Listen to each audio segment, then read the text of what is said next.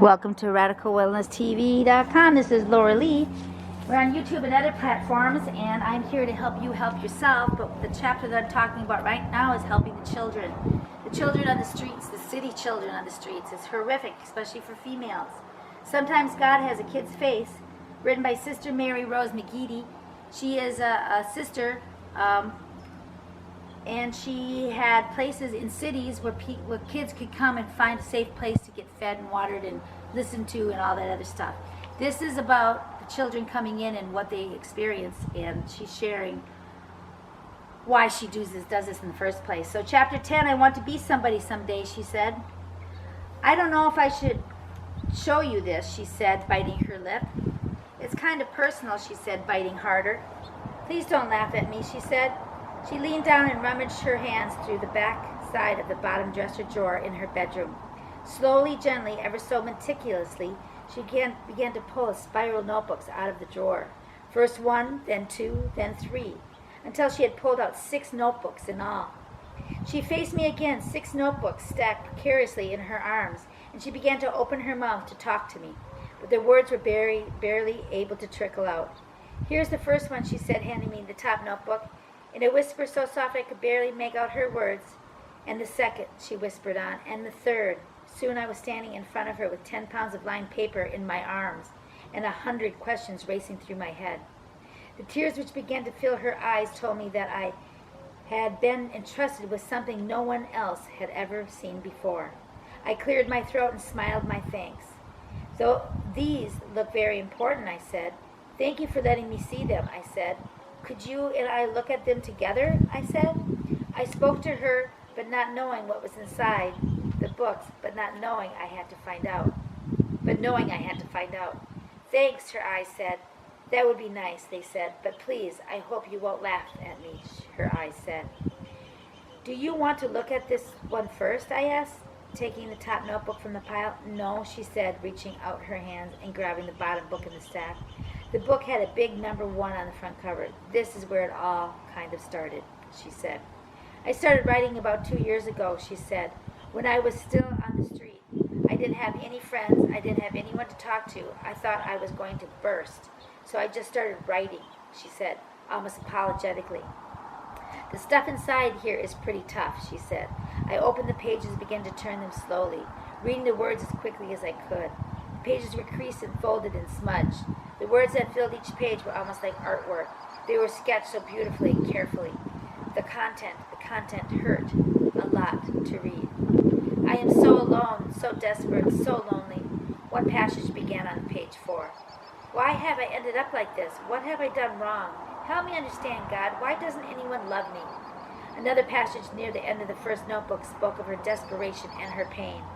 It's been 2 months now since I ran away from the abuse that was killing me at home.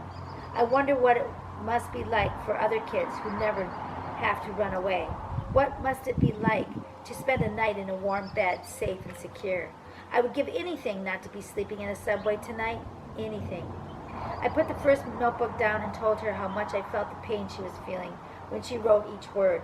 Sheila's life has not been easy.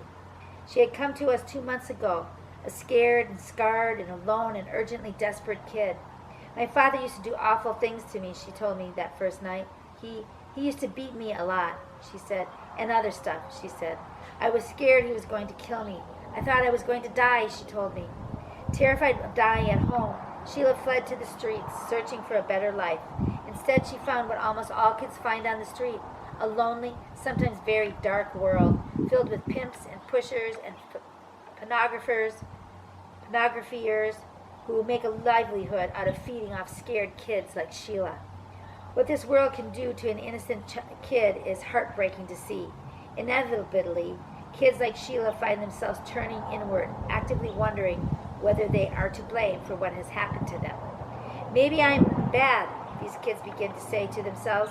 Maybe I do deserve to be abused. Maybe I do deserve to be unloved. Maybe I do deserve to die on the street. Can you imagine being a teenage kid and feeling that kind of self-doubt and pain?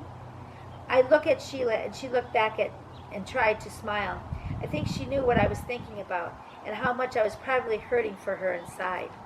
I smiled and she told how proud I was of her again. and told her how proud I was of her again. "Here," she said, "I think you'll like this." And then she handed me a book marked with a big 4 on the outside. "This is when things got better," she said. "Here, start here." And she pointed to a page midway down through the notebook. I looked down at the page. It was filled with big exclamation marks at the top and hearts. "Why don't you read this part out loud?" she said. "I did it today," it began. "I finally decided to go to this place some other street kids were telling me about, Comden House. I don't know exactly what it is about this place, but for the first time in a long time, I feel a little at peace, even hopeful. Everyone here is so nice. They've given me food, and they told me I was welcome, and they've even let me pick out some clean clothes. And tonight, I'm actually going to sleep on a clean bed for the first time in, I forget how long it's been. I kind of feel like crying tonight. I'm so happy, but I don't think it's going to last, and the good things in life never do." I looked at over at Sheila, and I could see the tears beginning to run down her face. The memory of that moment, the feelings of hope, desperation, contentment, fear, came back to her as if it happened yesterday. It was maybe the single most important moment of her life. "This was beautiful, Sheila," I said. "May I go on?" She paused for a moment, a million thoughts racing through her head. "I think the next couple of notebooks are pretty private," she said. "I mean, most of the pages are filled with really nice stuff about the time I've been here at the Covenant House and all the things I've learned and done. But I'm not sure you have to see all of that," she said, half apologetically. "But maybe you could just take a look at this one," she said, handing me the last notebook. "What's inside?" I asked. "Oh, some other kinds of things I've done," she said. "I want to be a writer someday," she said. I opened the last notebook and began to read. The pages were crammed with things Sheila had written, poems, notes to herself, short stories. She had even tried her hand at writing an episode for a television show. Her passion and her gift for writing literally screamed from the pages. She is a very, very talented young woman. "I love to write," she said, after I had told her how wonderful the notebook was. "I want to do that for a living," she said. "I want to be somebody someday," she said. "You already are," I said. "Don't ever forget that," I said. "I'm very, very proud of you and very impressed," I said.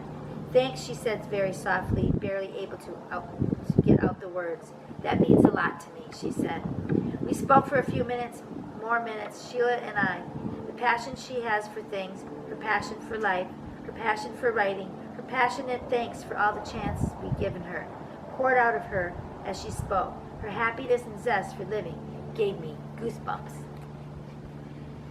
Okay, chapter 11, but I'm going to go ahead and talk to something about written by a Covenant House kid. "God, please don't let me walk the road alone, or I think I will die. I need some help in this troubled world. Please help me and others in my position, because it's hard mentally and physically. Thank you for providing me with a safe place to stay. I thank you, Lord, for helping me through the day." Written by a Covenant House kid. Anyway, chapter 11, I'm going to get to. The subtitle is, "I was afraid he'd kill me." Love life and life will love you back. Hate life and life will hate you back. But these children don't even know that they have a choice because they haven't been taken care of appropriately or how we're supposed to take care of our young. So let's get going. If you're capable, let's get these kids off the street, all right? All right, I'll see you in the next video. Please like and share. Bye for now.